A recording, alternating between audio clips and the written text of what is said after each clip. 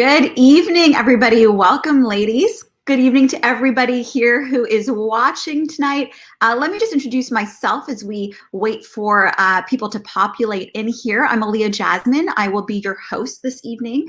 So I'm a television reporter and producer. I received my master's in environmental journalism from USC and recently co-founded the environmentally focused creative agency called Lily Media and Design Lab. Some of my most recent work includes covering California's wildfires and LA's endangered mountain lions for NBC News here in Los Angeles. And for those of you joining from Canada, you're probably most familiar with my work reporting from Canada's Great Bear Rainforest in partnership with the WWF Canada for MTV Canada and the Discovery Channel.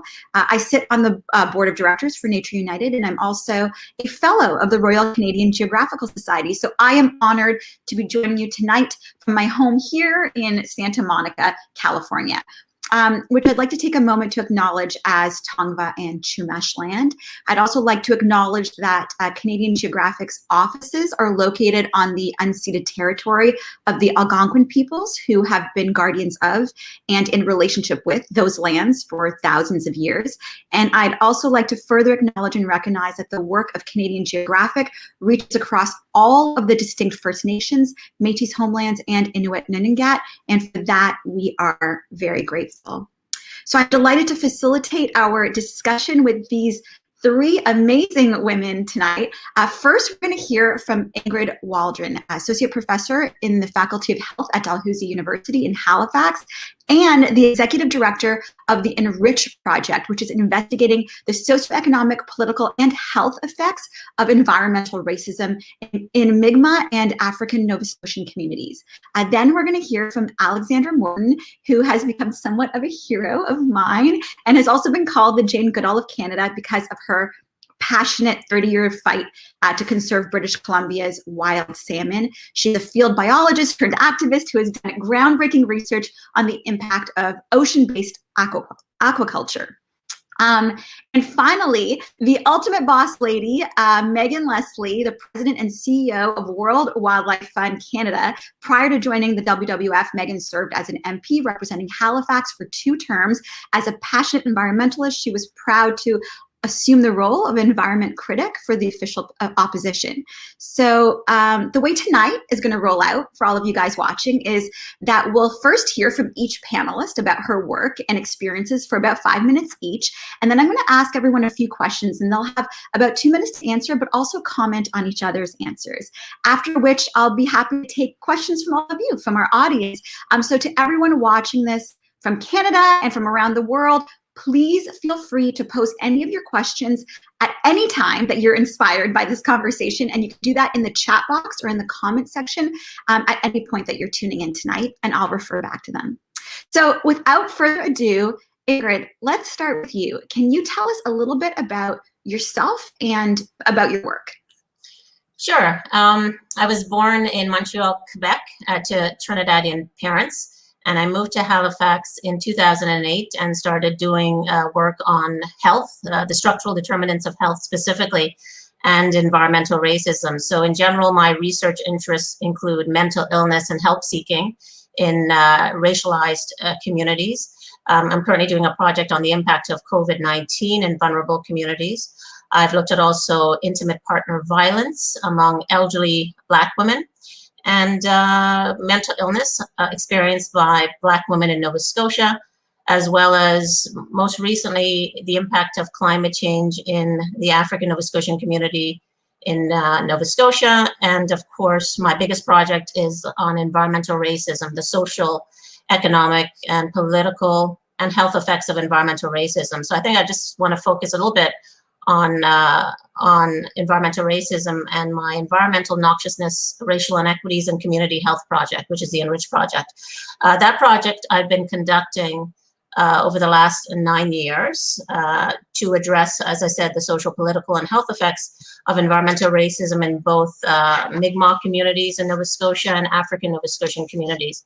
And I've designed the project to be collaborative and interdisciplinary and multi-sectoral, multi-partnered, but also multi-method and multimedia. So over the past several years, I've tried to raise awareness about the issue of environmental racism through public engagement events and workshops, just to get people thinking about some of the issues and just raise awareness, but maybe to incite action in some cases.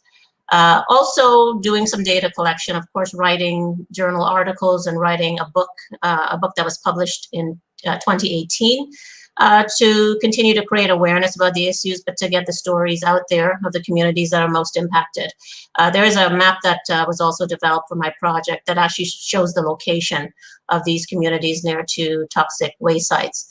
What evolved out of the Enrich project, which has been extremely exciting for me, is an NGO that I co-founded in 2017 with a few environmental scientists called Rural Water Watch. And Rural Water Watch conducts water testing projects in rural marginalized communities in Nova Scotia. So we go into communities, we test their water, we go back to the community to do workshops and to explain the link between, for example, contaminated water and illness. So it's something that I'm really proud of because it's something that's immediate and tangible for communities. I'm also involved in a slightly new project on climate change. It's a topic I haven't really ventured into, but I wanted to look at how climate change is conceptualized by the Black community in Nova Scotia. So I'm working with Climate Action Services to hold workshops in Black communities in Nova Scotia to get a sense of the health effects of climate change and the social and economic impacts of climate change. So that project was actually completed a week ago, and there's a final report that will be shared to different organizations in Nova Scotia. And there's also the documentary film that's streaming on Netflix. I co-produced that with Elliot Page in 2019. And that's been very exciting. So it's been streaming on Netflix since March 29th of last year, and has been certainly a great awareness raising tool, certainly globally, which is really important to just give people a sense of what's happening in Canada and Nova Scotia, and get people on board in certain cases, incite them to action, which is what I like to do with my research. What's most important to me, however, is getting a bill passed, legislation approved on environmental racism. I worked on the first Nova Scotia environmental racism bill with Lenore Zan back in 2015. It was a provincial bill, but she came to me in February of 2020 and said that she wanted to turn it into a national bill to address environmental racism across Canada. So she did, and she introduced it in the House of Commons February 26th of last year, and she put it forward to second reading December 8th of last year. That was the first hour of the debate, and the second hour of the debate occurred on March 23rd.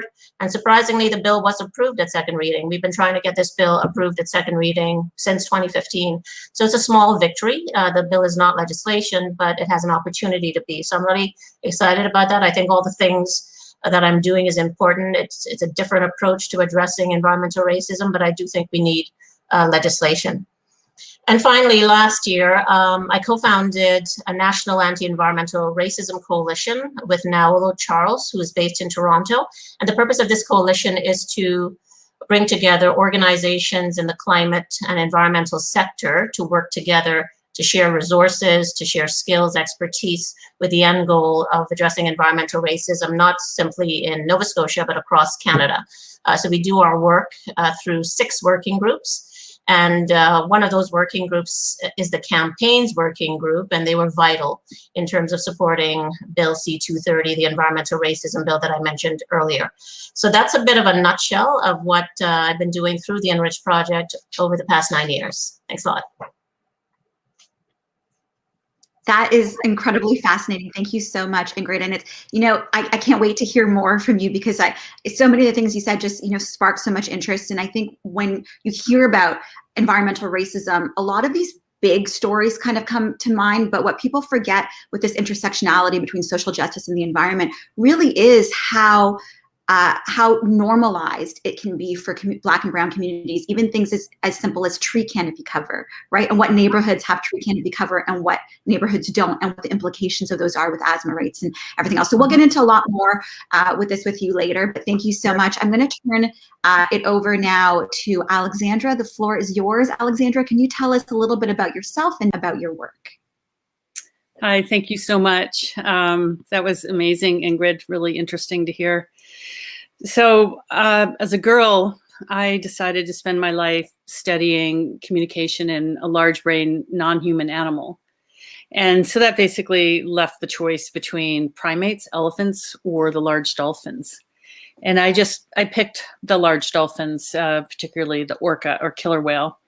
And I started this work in an oceanarium in Los Angeles. But after a few years of watching the whales give birth and then the babies starving to death because the mom just didn't know how to take care of them, I wanted to try to find the family that those whales were from in British Columbia, because every family of orca speaks a different dialect. And I was a young woman. I'd spent 4 years studying these sounds, and I thought that was a really long time. And so I went to take that knowledge with me. And it was surprisingly easy to find the A5 northern resident orca that the female Corky had been taken from. And they were in British Columbia on the Central Coast. And so I then spent a couple of years trying to find the perfect place to study them year round. I was modeling my life and research after Dr. Jane Goodall's, where you put yourself into the environment of the animal. And it's an observational study. You basically have to learn everything from how to live there to how to really see what is going on. And this place was called Echo Bay. I had a few fabulous years of research, and then the industrial salmon farming industry moved in, which I thought was a great idea at first. I thought it would bring more jobs, keep our little one-room school open. But very quickly, the impacts of this industry became apparent because they are feedlots, and so they amplify parasites, viruses, and bacteria. And nothing I could do could get the government to come and just move these things off of the major migration routes of the wild salmon. And so there I was, a person who'd gone to study language in a non-human, trying to figure out how to talk to humans and tell them that these farms need to be moved off the migration route of the wild salmon because the fish were dying, we were getting algae blooms, the whales were leaving. I feel like us biologists are a little bit like the fingertips of humanity trying to send a signal back to the brain. And so I use science. I've published in major fisheries journals. Then I used the court. I went to court 5 times against the industry and never lost, but nothing changed. Then I moved to protesting with large groups of people, and then activism, just standing on the farms with First Nations for 280 days during the winter. And that actually worked because the First Nation governments got involved. And as I got to know these governments better, I realized that the Indigenous governments had been formed at a time when if you lost the salmon, they would lose their communities. And so they're very different from the non-Indigenous governments. So at this point right now, I work very closely with the First Nations of this area, providing them information on the sea lice impacts. I track a couple of different viruses, now working on a bacteria as well. But we're very close, and the solution is just so amazing. So there are ways to farm salmon on land, which other companies are doing, and it can be done. But the most exciting thing is this science called genomic profiling, where you can just take the tiniest little clip from a fish without killing it, and you can read its immune system. And so if you do this as the fish is traveling along the coast, you can get the signals of how we're affecting them. Is the water too warm? Is there a virus? Is there a bacteria? And then we can go in and change our behavior. And the next year we can ask the fish, do we make it better for you? And they can tell us. And so this is where my work is going now. I don't do this science myself, but I have become a huge advocate of this science, because if we start listening to the animals around us and learn our role in these ecosystems, we can have things like wild salmon that feed the trees that make the oxygen we breathe. We can see these power cords of life, and we can learn how to fit in. So that's what I'm up to now. I literally have chills, and I'm sure everyone watching does too. That was unbelievably fascinating. Thank you so much, Alexandra. And it's funny, there's so many things I thought about, and I'm sure we'll talk about more while you were speaking. But a couple of those things that you said, when you went up to British Columbia to look into the Orcas and how they speak different dialects. I was lucky enough in one of the documentaries I did to be up there at a research lab and hear a few different Orca families. And it really is, for anyone who hasn't heard this before, I go Google it, because it sounds like EDM soundtracks. Like they sound almost like David Guetta's like DJ. It's like that was a horrible example, but I find that it's completely fascinating, and it is really beautiful. So I love that you definitely were specific about that, because that's one of my most distinct memories of going up there. So we are going to turn the table a little bit further and give the floor to Megan. Megan, can you please tell us a little bit about yourself and about your work? Sure thing. And it's amazing. Alexandra and Ingrid and I work on completely different things, but there's a lot of themes to what we're talking about. So I wanted to share maybe the evolution of my career, and I'm going to go back to the beginning. I grew up in a hard rock mining town in Northern Ontario called Kirkland Lake. And this is Macassa Mine. It's a mining community. This is where my grandfather worked, my uncles worked. And in the 70s and 80s, the mines started to close. People started to move away. And my town was pretty desperate for jobs. So there were lots of proposals for economic development. And one of those proposals was to fill the empty mine shafts under our town with toxic waste. And my best friends in high school, Patty Mullins and Amy Morrison, we were 15 years old. We were not scientists or environmental analysts, but we knew that just didn't sound very good. So on the day of the town council decision, we got black Bristol board and fluorescent yellow paper. We cut out little words and we spelled out, no, we won't glow. And we staged a demonstration outside of town hall during that council meeting. And council actually rejected the proposal.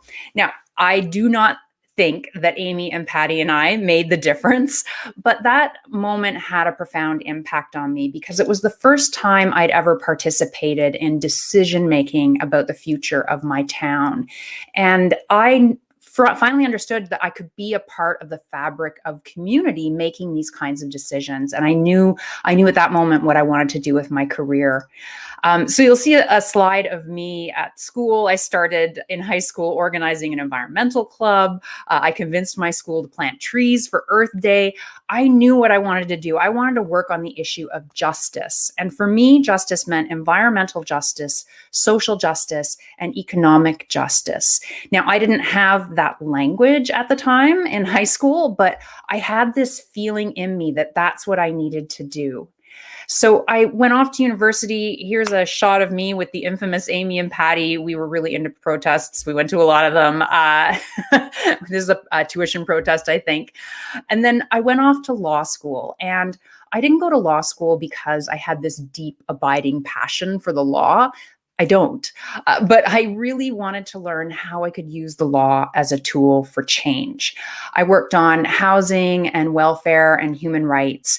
And it was interesting because any victories that I was lucky to be a part of didn't come from those Hollywood movie scenes where you're like in the dimly lit library poring over cases, trying to find that smoking gun precedent from 19 Dickety-Doo. I mean, when I had victories working in poverty law, those victories came through organizing. They came through panel discussions, letter writing campaigns, public support campaigns, education workshops, protest, know your rights workshops. And I was really lucky to be a part of a number of important policy changes in Nova Scotia as a result. So in 2008, my local MP, who was Alexa McDonough, former leader of the NDP, she decided she wasn't going to run again. And I put my name forward as a candidate. I won, which is another story for another day. And I ended up serving as the MP for Halifax for 2 terms. Now, I didn't decide to run because I had a deep and abiding passion for federal politics. I don't. And I also didn't decide to run because I thought politics would bring me more power or that it would be more effective to work on the inside. When I've been doing organizing work, I fully understood that the power of community was really what could make things happen. But at the same time, I thought we need some good people in council, in our legislatures, in parliament, who have a different kind of power, the power to introduce policy or to vote on legislation or to move motions and shape public policy. And I did have a few wins when I was in parliament, but it had nothing to do with my power. It was because there was an entire community behind me pushing for some kind of change. Now, in 2015, I lost an election, I lost my seat, and I had to ask myself, what next? And I knew I still wanted to work on this issue of justice. So David Miller, who was the then CEO of WWF Canada, he called and offered me a job working on ocean conservation. And I wondered, was WWF somewhere where I could continue to work on the issue of justice? And for me, the answer was a resounding yes, because I realized that WWF knows that putting a fence around something and saying, you can't go there, that's not environmental protection, and that certainly isn't justice. Working with communities to ensure that there is enough fish for the whales and the seabirds, and also for Indigenous fishers, and also for non-Indigenous fishermen, and also enough fish for the economic independence of coastal communities, and enough fish to support healthy coastal ecosystems that leads to healthy oceans, that leads to a healthy planet. That's what justice is for me. So in 2015, I took the plunge and I said yes, and now I've never really looked back since. Thanks. Thank you so much, Megan. And there, obviously, you talk so much about your passion and those activist pictures of you in high school. I just wish we were friends in high school. I feel like you're my people. But I want to talk to you and to everyone else on the panel about your passions. Before I do, I am just going to shout out a few people who are in our chat right now. We have Sherry, who says, worried about the policy-backed promotion of nuclear waste storage in Canada by our government. Andrew says, hi from Burlington. Sharon is watching from Devon, Alberta. We have Jeff from the GTA. Lots of hellos to all of you.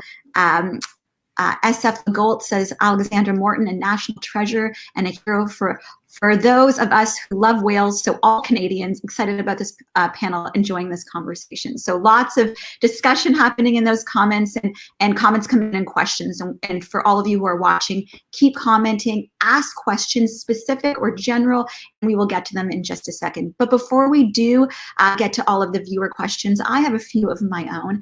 We heard Megan really talking about her passion, and I'm so curious to all of you, because obviously it's a common thread, the passion that all of you feel.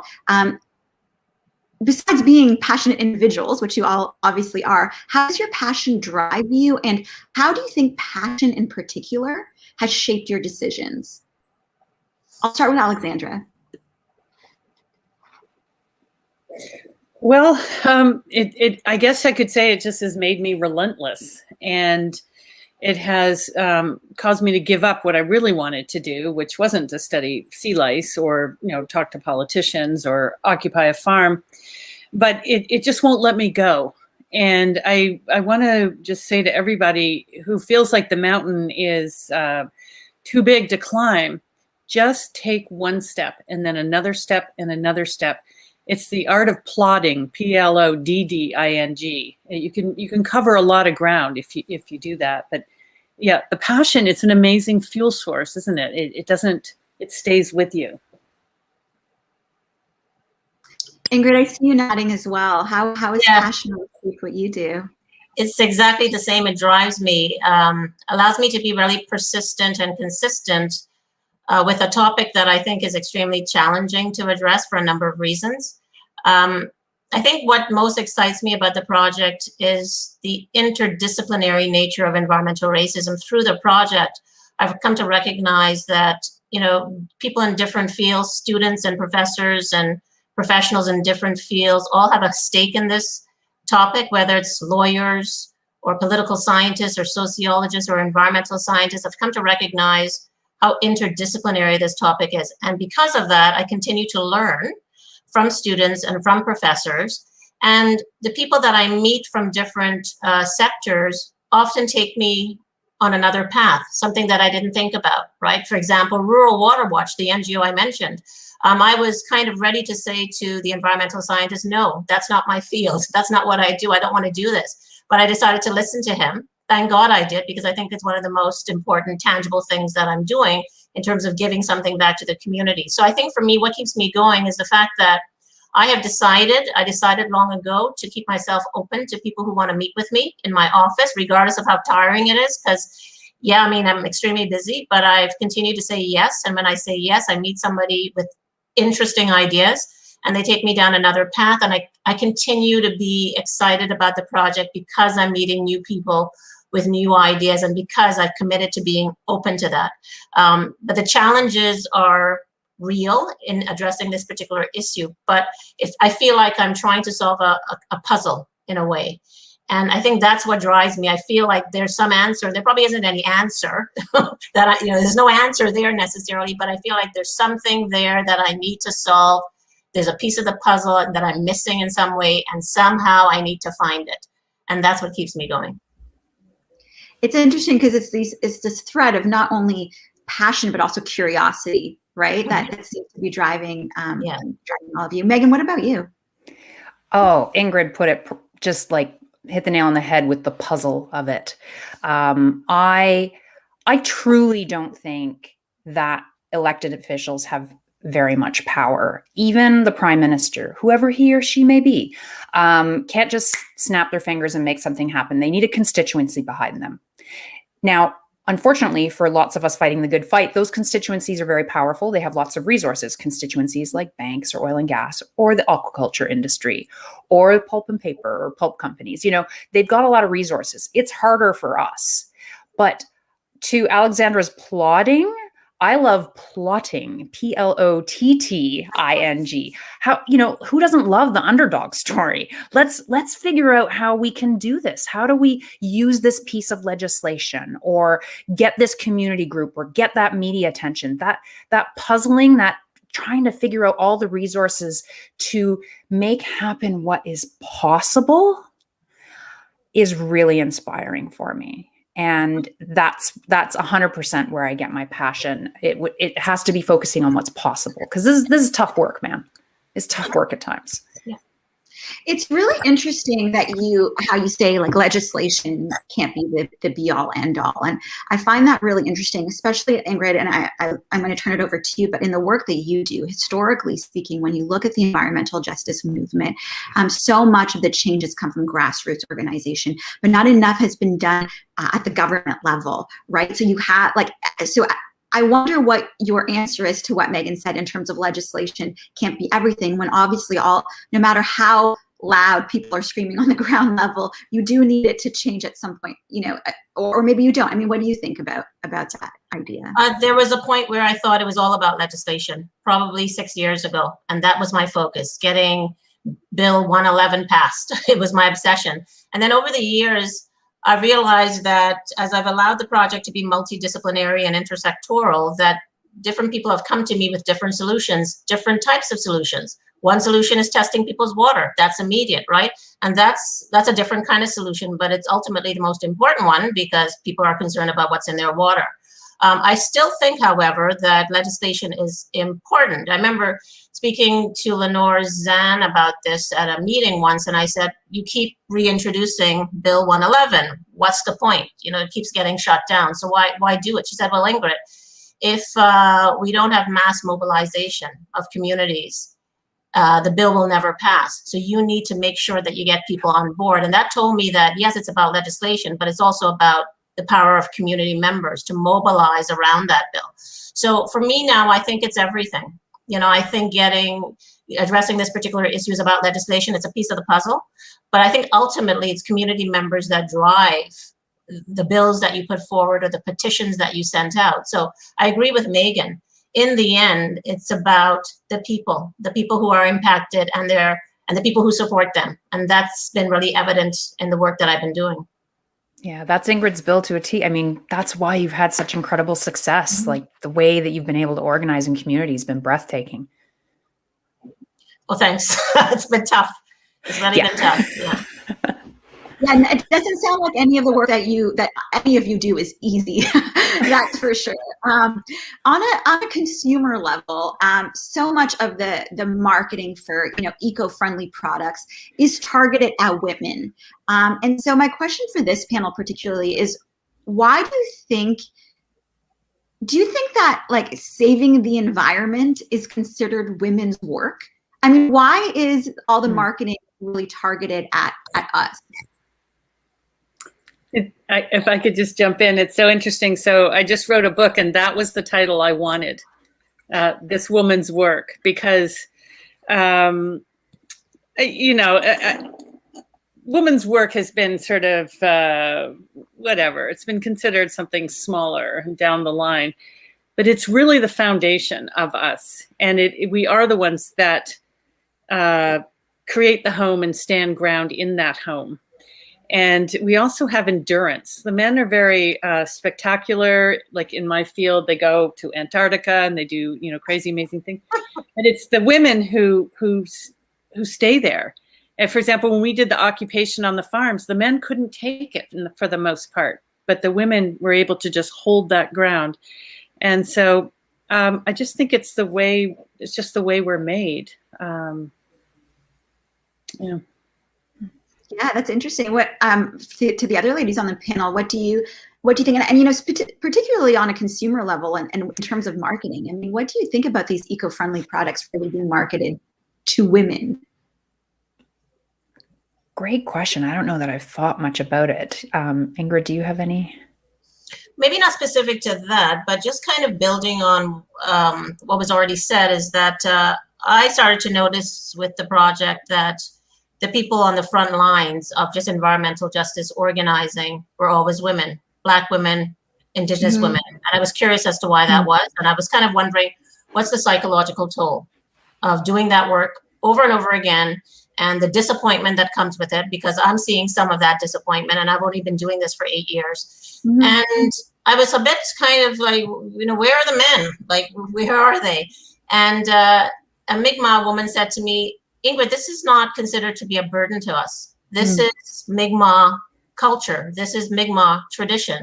We are responsible for protecting the land, and we are responsible for protecting the water. So this is our calling. We protect future generations. So this is our work. So perhaps in terms of when you talk about consumer products, I mean, it's targeted to women because we, as Alexandra said, we're keepers of the home, but we're also protectors of future generations. So it's become perhaps very gendered over the years. There's certain things that are just very gendered. It's feminized in many ways. I don't know if it's a good thing or a bad thing, but it's feminized. And those products have been feminized in many ways because perhaps partly what I said earlier, that women are seen as keepers of the home, protectors of future generations, just protectors in a very different way than men are. So I think that plays into it partly. Yeah, no, I would agree with you. I think that the term feminized is really interesting too. I read this study, and I can't think of the name off the top of my head, but I'm sure people watching know it. And if you know it, if you could just write it in the comment section, otherwise I will post a link later. But it's this really big study that was released a few years ago, and it was about toxic masculinity as it applies to the environmental world, environmental journalism, environmental sciences. And it was interesting, the things that they when they would show images, your instant reaction of what was masculine, what was feminine, right? Like just the bigger, more occupying, more hazardous to the environment thing were generally considered very manly. And then the more light or the least impact on the environment were considered more feminine. And the psychological aspect of that was, how do you market that towards men versus women in terms of color, in terms of material?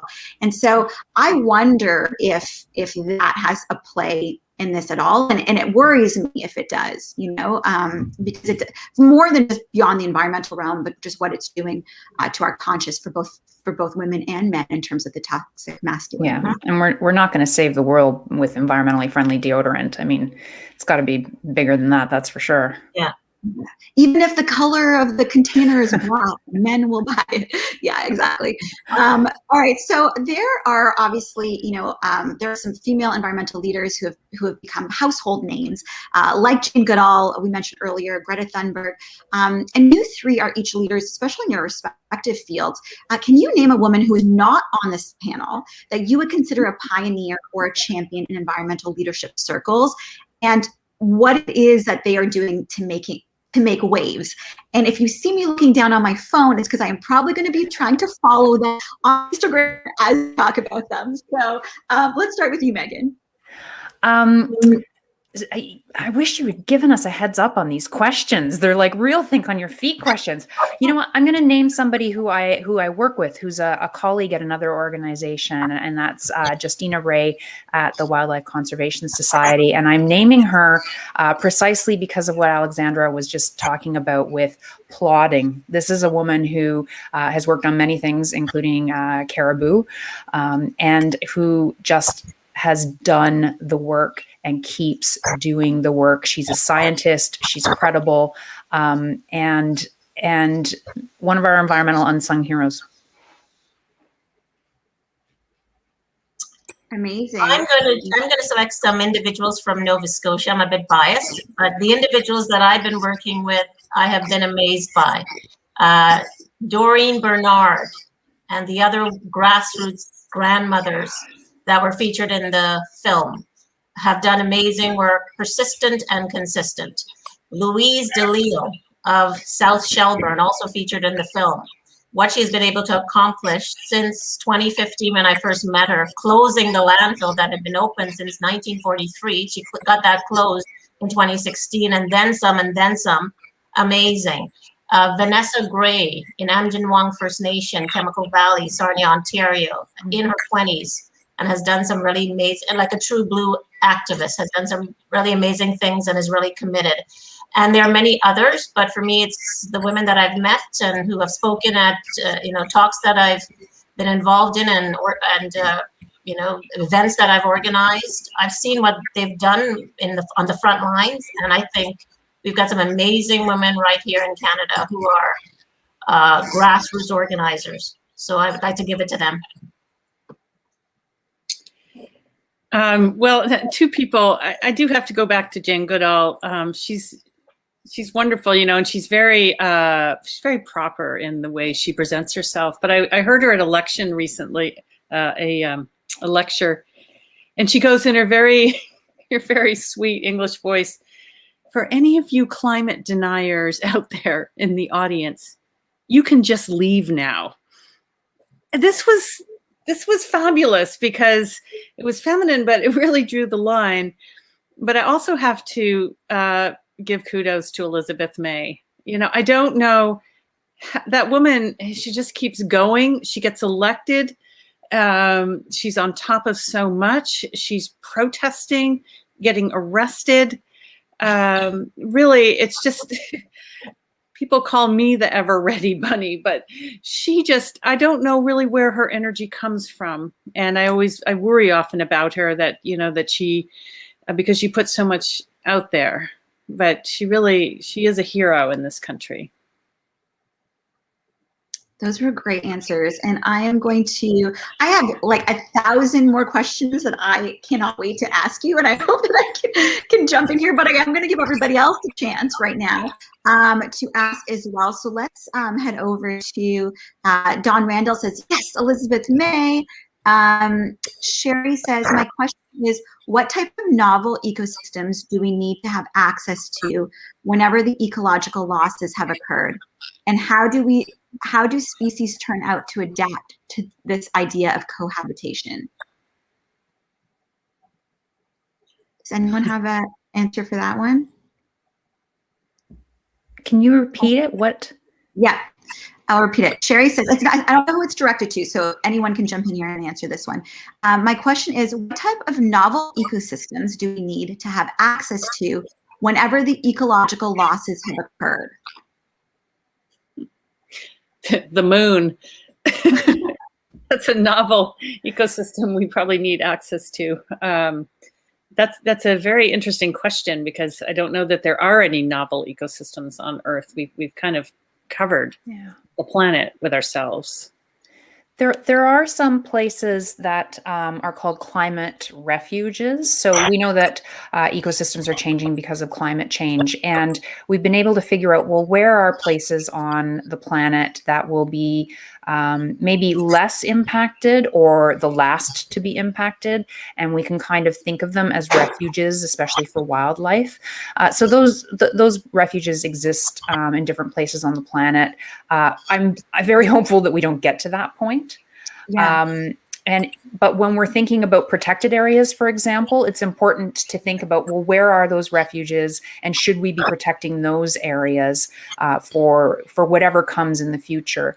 One place on the planet would be Tuvalutuk, formerly known, or you might know it as the last ice area. So up in the Arctic, and in a warming climate on a warming planet, it will be the last area of continuous ice coverage.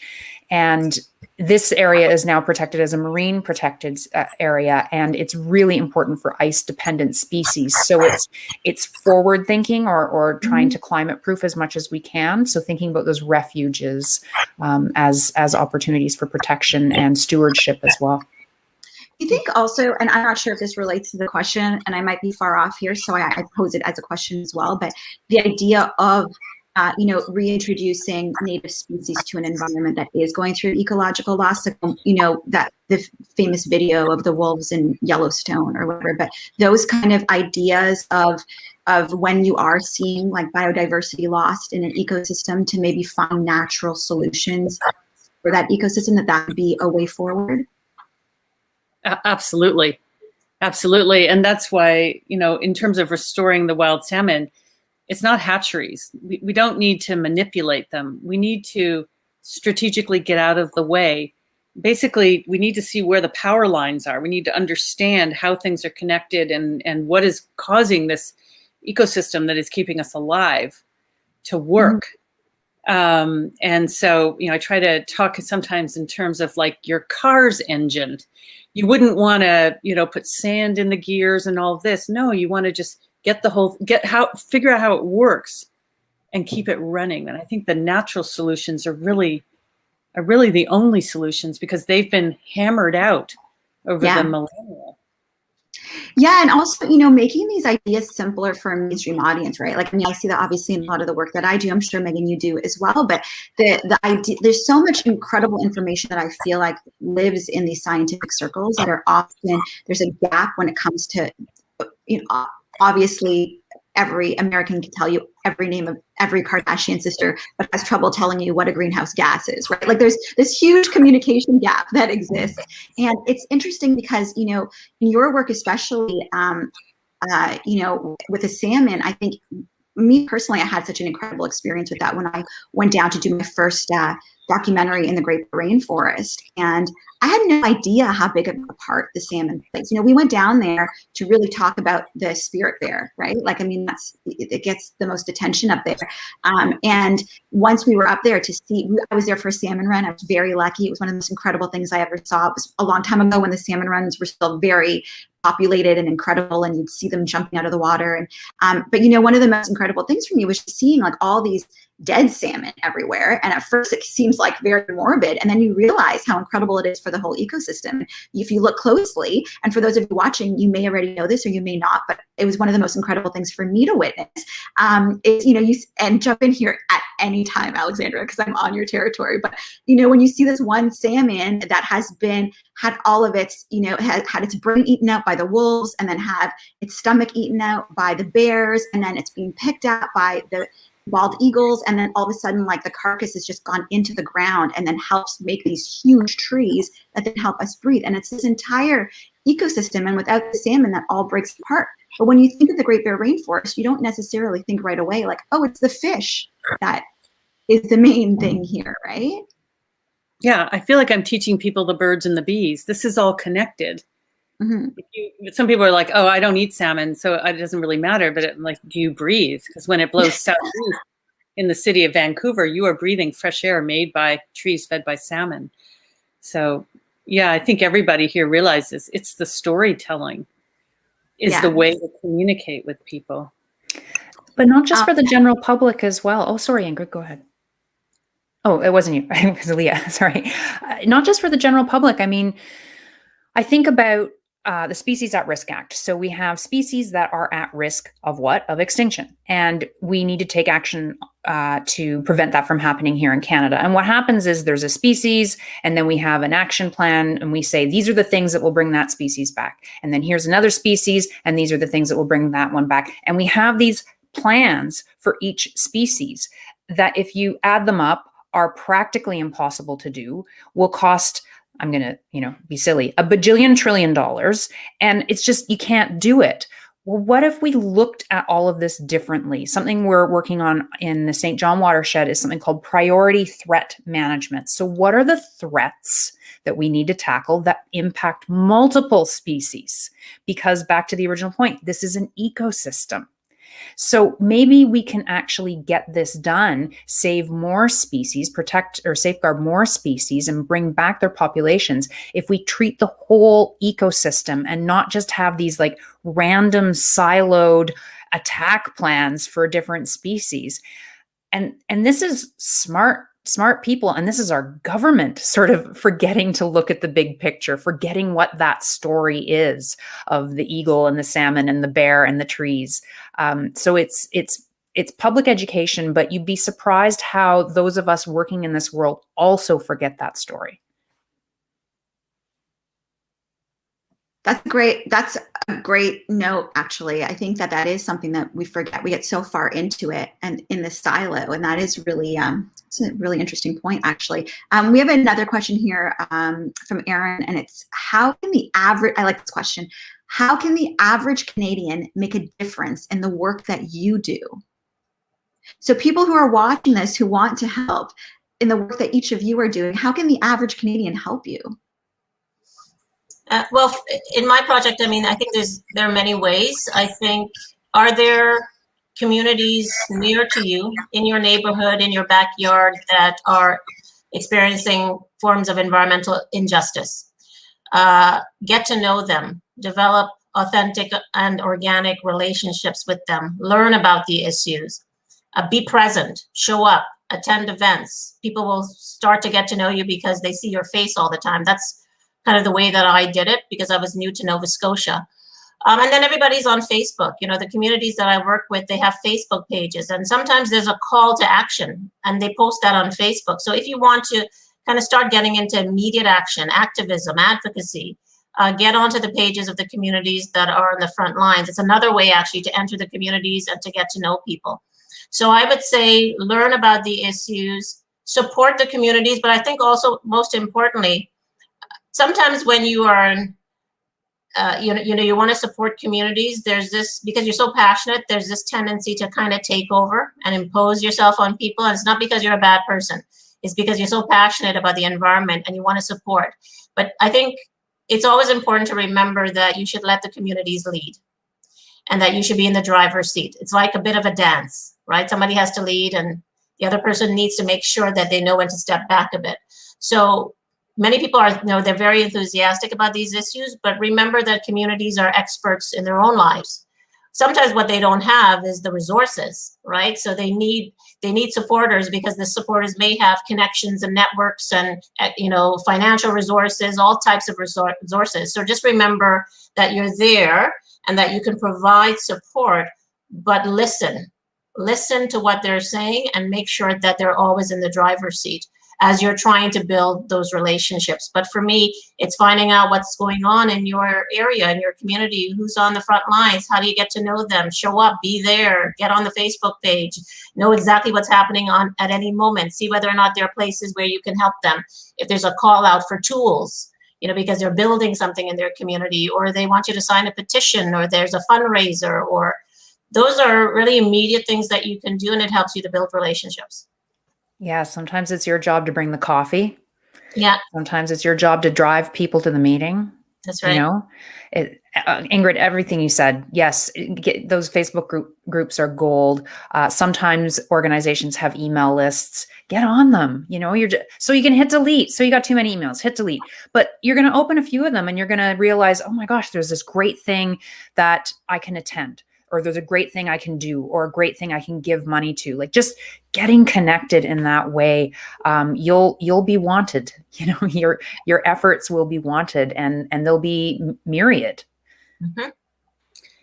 If you want to help on the salmon issue, we are at a critical moment right now because the Minister of Fisheries has actually made an extraordinary decision to not renew the licenses on 19 salmon farms that are in the narrowest part of the migration of 1/3 of all of British Columbia's salmon. So if you just want to write to Minister Bernadette Jordan and say, thank you for this, because this is not, she didn't form a committee. She didn't ask for an investigation. She did something that is going to provide these little fish relief this spring.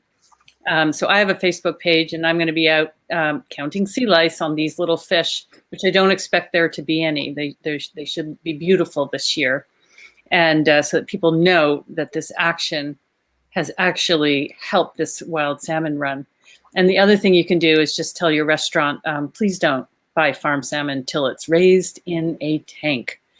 So those are two, really important things. But also what Ingrid said, show up. Oh my gosh. If somebody is going to go to the trouble to put on some kind of an event where you are trying to show government that there's a lot of people involved, because government does that. They're like a weather vane, they need to know, do they have people behind them? Is this what the people want?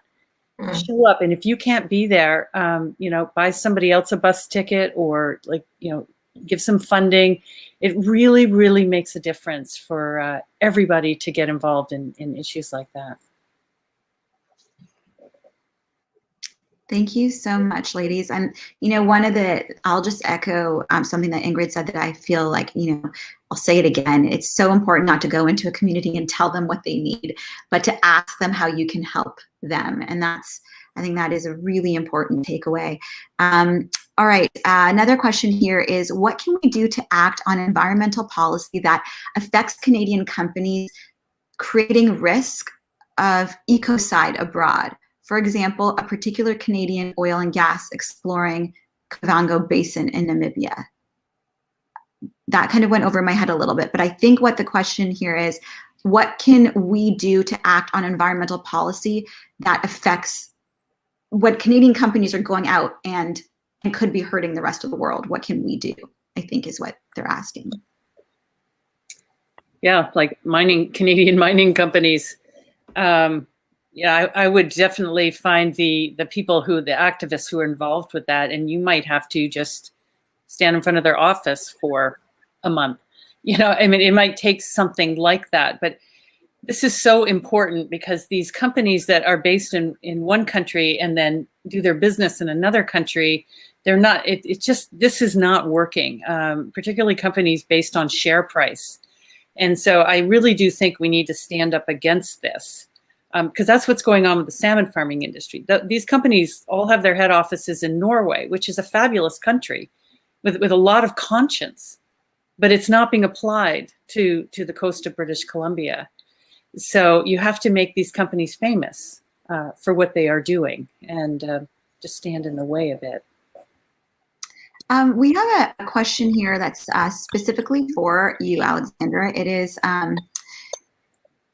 inland fish farming better than coastal farming? Why or why not? Yes. So if you put your salmon in a tank, you're protecting the ecosystem from it, but you need to go one step farther and they need to source the food from, say, insects and find another protein, because the problem with farming salmon is you got to go fishing first.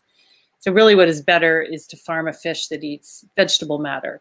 And so if aquaculture might be a really great idea, but you're going to have to start with growing the algae and then farm a fish that is eating that algae and just create your own ecosystem. But the short answer to your question is yes, it is better if it is on land. because the state of wild salmon in British Columbia is really in the balance right now. Every single wild salmon counts.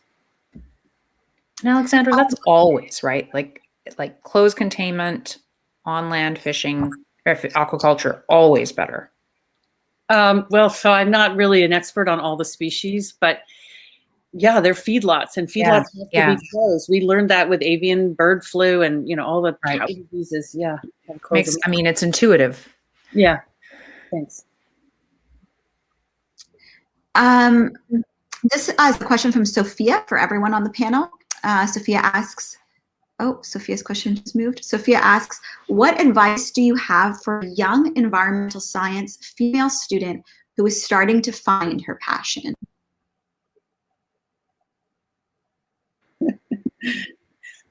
Well, I'm going to just jump in here right now.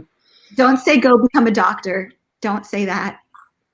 No, I was going to say you have to learn how to communicate, because that's going to be the most important thing.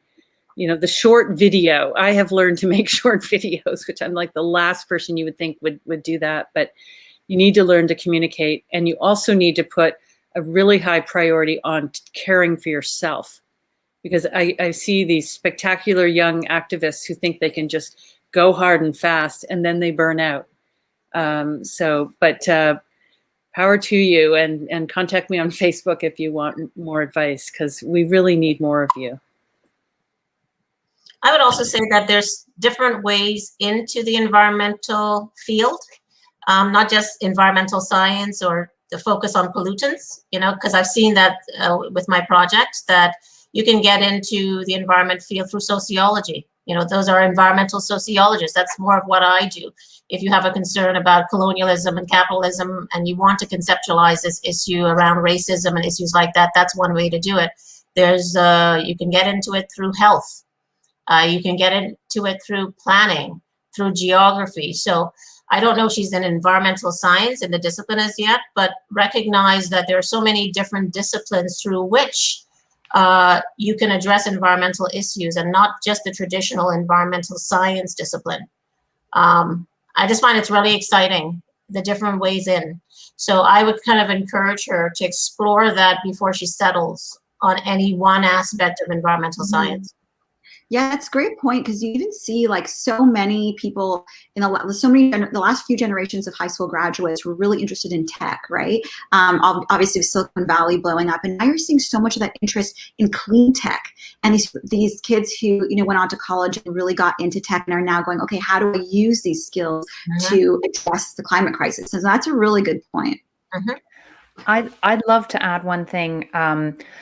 In the course of my career, I've had the honor of meeting a lot of scientists, and some of them are afraid to take their science and turn it into an opinion about what needs to change in the world.